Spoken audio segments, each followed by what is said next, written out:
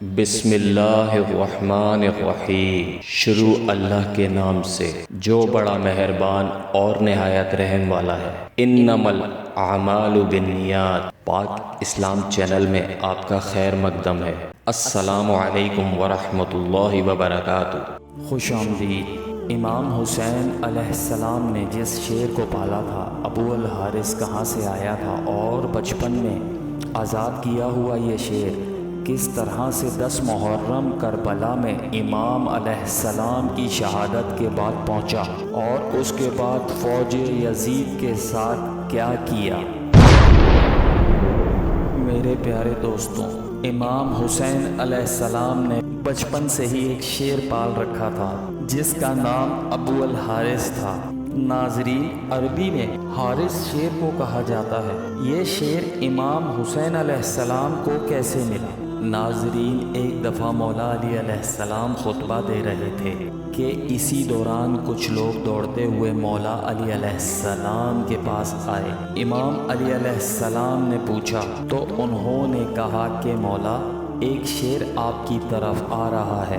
مولا علی علیہ السلام نے فرمایا، بیٹھ جاؤ، یہ شیر کسی کو کچھ نہیں کہے گا۔ یہ بات ابھی ختم نہیں ہوئی تھی کہ ایک بہت بڑا شیر نے امام علی علیہ السلام کے قدموں میں سر رکھ کر سلامی دی۔ اس کے بعد شیر نے ایک چند دن کا بچہ مولا علی علیہ السلام کی خدمت میں پیش کیا۔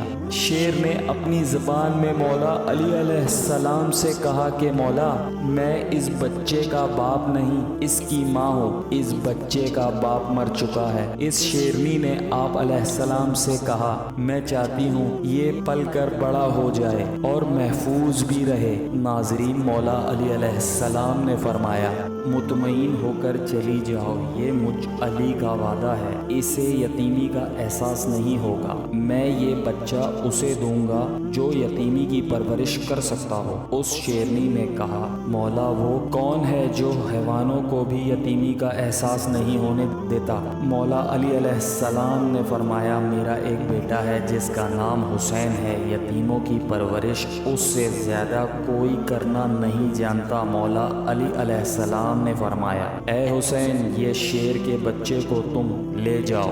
امام حسین علیہ السلام نے اس چند دن کے بچے کو اٹھایا، اس کے سر پر شفقت سے ہاتھ پھیرا اور فرمایا کہ آج سے اس کا نام ابو الحارث ہے۔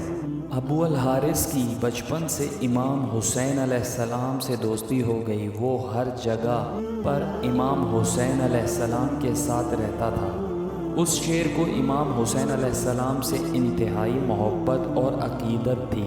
ناظرین، جب یہ شیر بڑا ہو گیا تو کچھ لوگ مولا علی علیہ السلام کے پاس آئے اور کہنے لگے، یا علی، اب یہ شیر بڑا ہو گیا ہے کہ کہیں ہمیں نقصان نہ پہنچا دے۔ مولا علی علیہ السلام گھر تشریف لائے اور امام حسین علیہ السلام سے کہنے لگے، بیٹا، میں نہیں کہہ رہا، لیکن عرب کے لوگ کہہ رہے ہیں کہ ابو الحارث جوان ہو چکا ہے، اب اس سے ہمیں خطرہ ہے، بیٹا ابو الحارث کو آزاد کر دو۔ دوستو، یہ سنا تھا امام حسین علیہ السلام کی آنکھوں میں آنسو آ گئے۔ مولا علی علیہ السلام کو دیکھ کر مسکرائے، اپنے بابا کی گردن میں پیار سے باہیں ڈال کر مسکرا کر کہا، جیسے آپ کا حکم ہے۔ لیکن اس کے ساتھ ہی امام حسین علیہ السلام کے اتنے بڑے بڑے آنسو رخسار پر آ گئے۔ امام حسین علیہ السلام نے فرمایا کہ بابا جان، آج کا دن نکال لیں، کل ابو الحارث آپ کو نظر نہیں آئے گا۔ امام علی علیہ السلام نے فرمایا کہ بیٹا حسین، آج کے دن کیا کرو گے؟ امام حسین علیہ السلام روئے اور فرمایا، بابا جان، باہر شام ہو گئی ہے اور یہ وقت کسی کو باہر نکالنے کا نہیں۔ مولا علی علیہ السلام نے امام حسین کو سینے سے لگایا۔ پھر جب مولا تہجد کے وقت شیر کو خوراک ڈالنے کے لیے گئے، ابو الحارث نے کہا کہ مولا، آج اتنی جلدی احسان؟ امام حسین علیہ السلام نے ساری بات ابو الحارث کو بتائی۔ ابو الحارث نے کہا، ٹھیک ہے امام حسین علیہ السلام، میں جاتا ہوں، لیکن ایک شرط ہے، ایک دفعہ ملاقات ضرور ہو۔ میرے دوستوں روایت ہے امام حسین علیہ السلام نے فرمایا کہ تاریخ یاد رکھنا 10 محرم 61 ہجری میدان کربلا ٹیلے کے پاس سے آواز آئے گی، بس اس آواز پر چلے آنا، مجھ سے ملاقات ہو جائے گی۔ ابو الحارث نے کہا آواز کون دے گا؟ آپ نے فرمایا نہیں۔ ابو الحارث نے کہا کہ آپ کے بھائی عباس؟ آپ نے فرمایا نہیں۔ تو پھر امام حسین علیہ السلام روئے اور فرمایا میری 4 سال کی بیٹی سکینہ آواز دے گی یا پھر ہماری اماں فضا تمہیں آواز دیں گی۔ ناظرین، آج بھی کربلا میں وہ مقام موجود ہے جہاں کھڑے ہو کر بی بی فضا نے ابو الحارث کو آواز دی تھی۔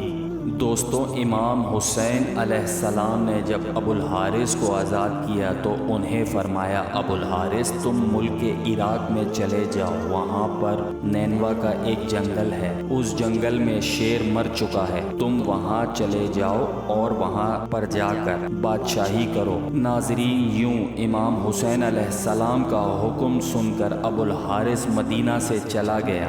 ناظرین، وہ عاشور کی شام تھی کہ جب امام حسین علیہ السلام شہید ہوئے تو امام کی شہادت کے بعد شور و غل برپا ہوا۔ عمر ابن سعد لعین کا حکم تھا کہ امام حسین علیہ السلام کی لاش پر گھوڑے دوڑائے جائیں، لاش مبارک پامال کر دی جائے۔ یہ آواز سن کر اہل حرم میں قیامت برپا ہو گئی۔ جیسے ہی افواہ نے اشک کیا کہ اندر سے یہ اعلان ہوئے تو بی بی فضا حضرت زینب خاتون سلام اللہ علیہا کے پاس آئیں اور کہنے لگی کہ اے میری پاک سیدہ رسول خدا صلی اللہ علیہ وسلم کہ ایک صحابی تھے جو سمندر میں سفر کر رہے تھے کہ اس کی کشتی ڈوب گئی۔ کشتی کے ایک لکڑی کے ایک تختے کا سہارا لے کر ایک جزیرے میں پہنچے۔ اس ویران جزیرے میں اس نے ایک شیر کو دیکھا۔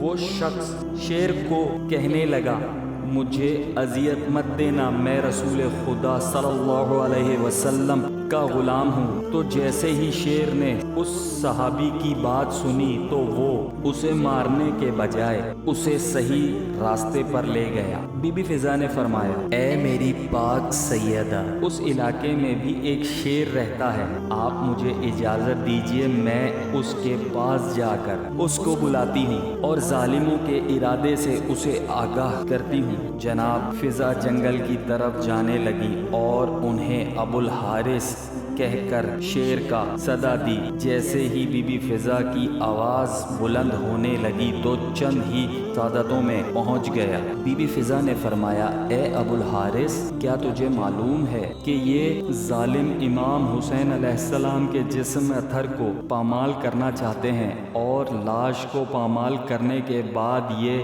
گھوڑوں کے ٹاپوں سے ان کی لاش کو ناقابل شناخت بنانا چاہتے ہیں۔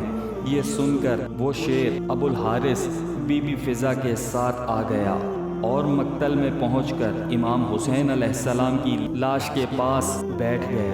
اور ناظرین، مقتل کی کتابوں میں ہے کہ اس شیر ابو الحارث نے انہیں امام حسین علیہ السلام سے پیشانی رنگینی اور روتا رہا، یعنی کہ کوفی لوگ گھوڑوں پر سوار ہو کر امام حسین علیہ السلام کی لاش کو پامال کرنے آئے، دیکھا کہ شیر موجود ہے، گھوڑے وہاں نہ ٹھہر سکے اور بے قابو ہو کر بھاگ نکلے۔ سواروں نے بھی پلٹ کر نہ دیکھا۔ جب اس واقعے کی خبر عمر ابن سعد کو ملی، وہ لعین کہنے لگا اس کو کسی پر ظاہر نہ کرنا، یہ ایک فتنہ ہے۔ ناظرین، جناب فضا سلام اللہ علیہ نے شیر کے آنے کی خبر جناب زینب پاک سلام اللہ علیہ کو سنائی اور اس طرح لاش اطہر پامال ہونے سے محفوظ رہی۔